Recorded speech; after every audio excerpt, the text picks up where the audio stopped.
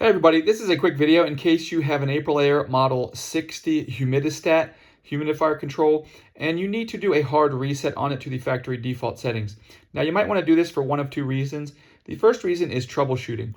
If you're getting any errors on the screen, or if it's not connecting to any thermostats, or if it's just not working in any kind of way, if it seems to be frozen or not responding, a reset is a good way to clear out these errors.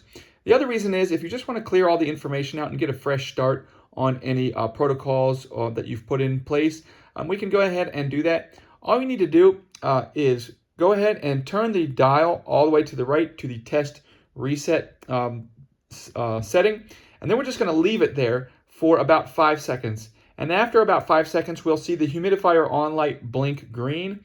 Once that happens, the humidistat has been reset, and then you can go ahead and set it to whatever settings you want.